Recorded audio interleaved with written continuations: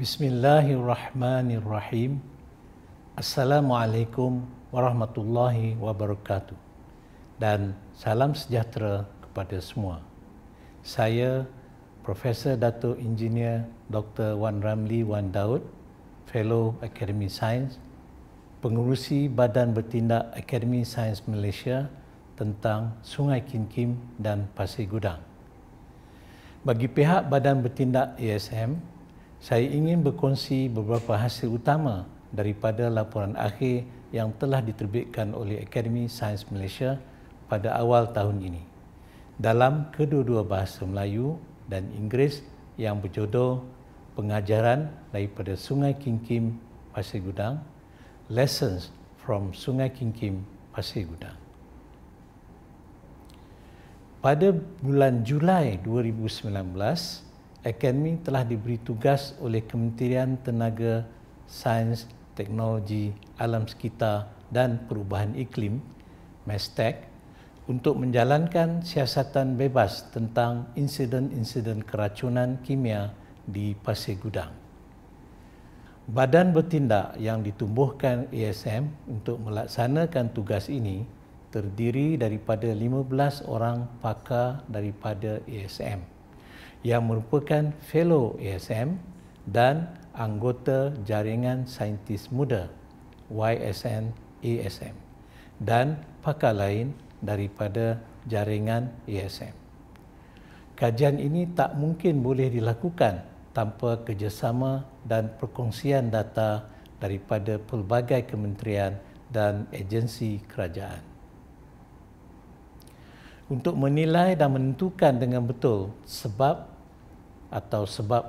insiden Sungai King-Kim dan Pasir Gudang, Badan Bertindak mengadakan beberapa mesyuarat, bengkel, analisis data dan lawatan tapak dalam tempoh yang menjangkau 3 bulan dari bulan Julai ke bulan September 2019. Penemuan kajian ini telah dibentangkan kepada Yang Berhormat Menteri MESTEC ketika itu pada 21 Oktober 2019 dan Yang Amat Berhormat Menteri Besar Johor ketika itu pada 19 November 2019. Penemuan ini juga telah dibentangkan kepada Yang Berbahagia Ketua Setiausaha Kementerian Alam Sekitar dan Air (KASA) pada 8 September 2020. Ketika menyiasat insiden Pasir Gudang yang merupakan insiden kedua keracunan kimia yang menggemparkan negara, Badan Bertindak telah menyimpulkan bahawa insiden Pasir Gudang berkongsi pola yang sama dengan insiden Sungai King-Kim. Selain kawasan terjejas yang nampaknya sama, gejala keracunan kimia juga sama, iaitu sesak nafas, muntah, mual dan pening, kecuali cerit beret yang dilaporkan dalam insiden Pasir Gudang. Badan Bertindak memulai kerja dengan mempertimbangkan terlebih dahulu lokasi kejadian di beberapa sekolah rendah dan menengah dan meninjau lokasi-lokasi yang didakwa sebagai sumber pelepasan bahan kimia toksik di Sungai King-Kim dan sumber lain yang termungkin di kawasan perindustrian berdekatan. Pasir Gudang adalah sebuah badar perindustrian pesat berkembang yang dilayani oleh 2 pelabuhan antarabangsa. Pelabuhan Johor ditubuhkan pada tahun 1977 dan Pelabuhan Tanjung Lansat dimulai pada tahun 2003.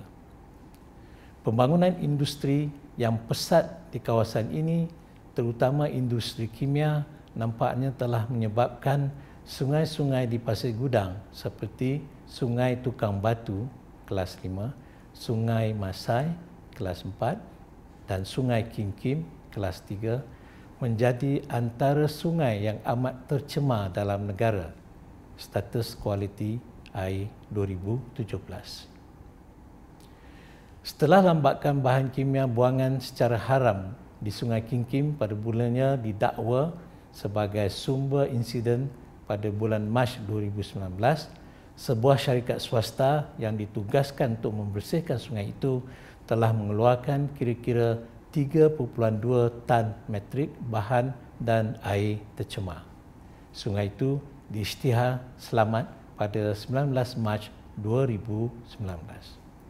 3 bulan kemudian, kejadian keracunan kimia kedua yang sama berlaku pada bulan Jun 2019, tetapi sumbernya tidak diketahui kerana Sungai King-Kim pada masa itu sudah dibersihkan. Badan bertindak perlu menentukan sumber paling berkemungkinan besar bagi insiden keracunan kimia yang berlaku di Pasir Gudang.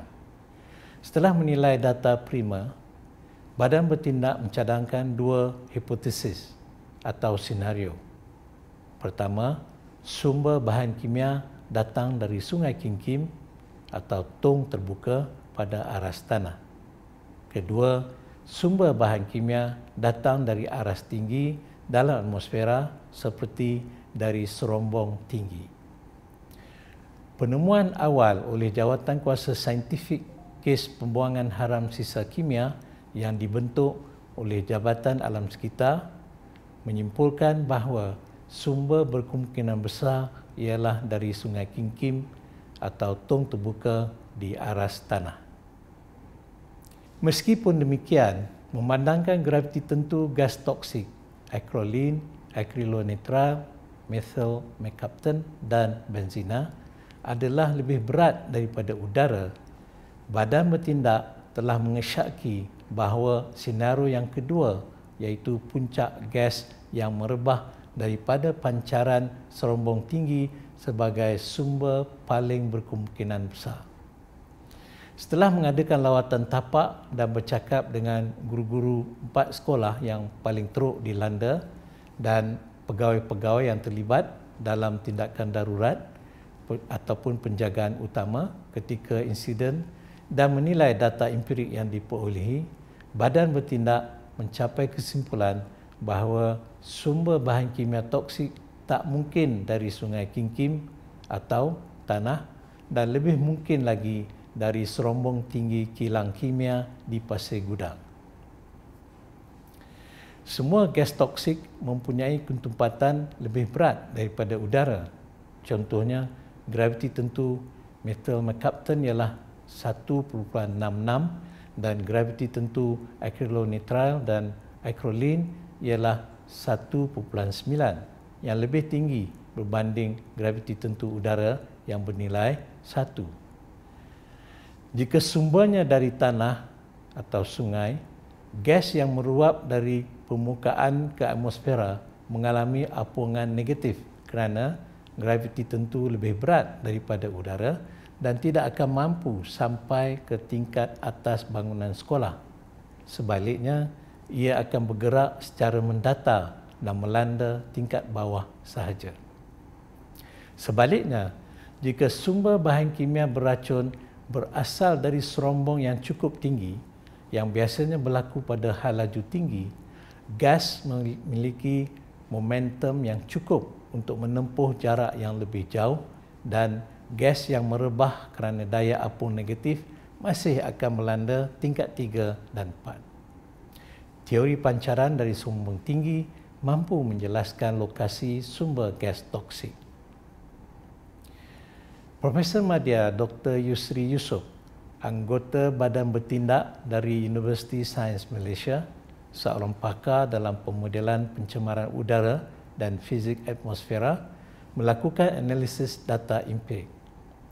Beliau menggunakan data pengukuran kepekatan gas toksik dan lokasi mereka daripada Jabatan Alam Sekitar dan Jabatan Kimia bagi menganggar lokasi sumber termungkin dengan mengira trajektori balik model Plume Gauss ke sumber menggunakan data masa nyata, suhu, kelembapan, hal laju dan arah udara, data meteorologi daripada Met Malaysia.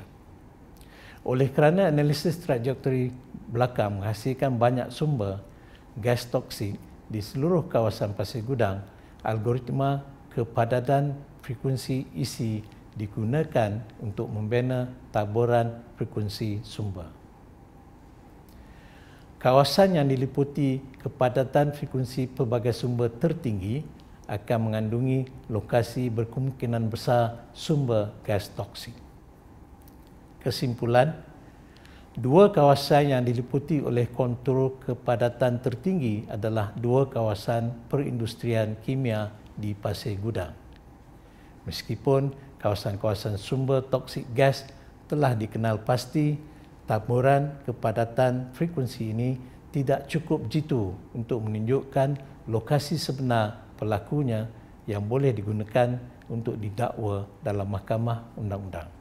Ia meletupkan siasatan susulan. Laporan akhir kami telah menggariskan beberapa pengakuan bagi pelaksanaan pada jangka masa pendek, pertengahan dan panjang.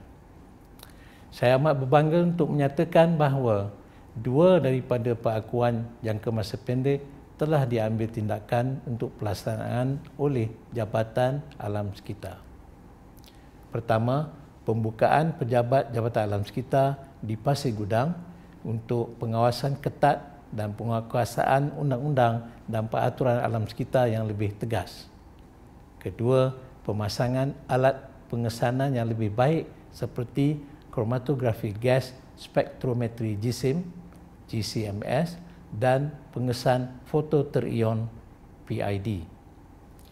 Malah, salah satu pengakuan jangka masa panjang untuk penubuhan badan berkanun baru bagi mengawal selia pengurusan bahan kimia, Suruhanjaya Bahan Kimia, kini sedang dipertimbangkan oleh pihak kementerian. Pengakuan penuh boleh diambil daripada laporan. Pencemaran bahan kimia masih berlaku dalam atmosfera dan sungai kita, terutama di Lembah Kelang yang mempunyai kawasan perindustrian terpadat.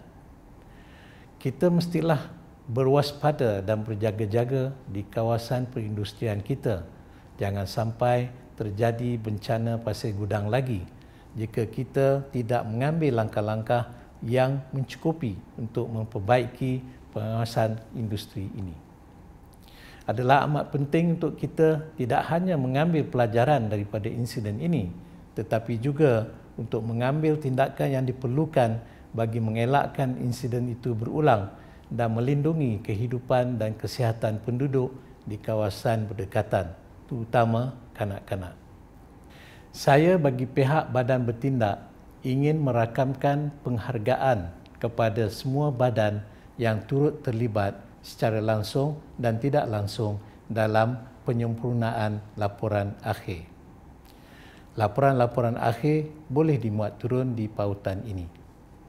Sekiranya petugas media ada sebarang pertanyaan, sila emailkannya kepada corporaterelation@academyscience.gov.my bahagian ASM yang akan menyelaras maklum balas. Terima kasih dan wassalam.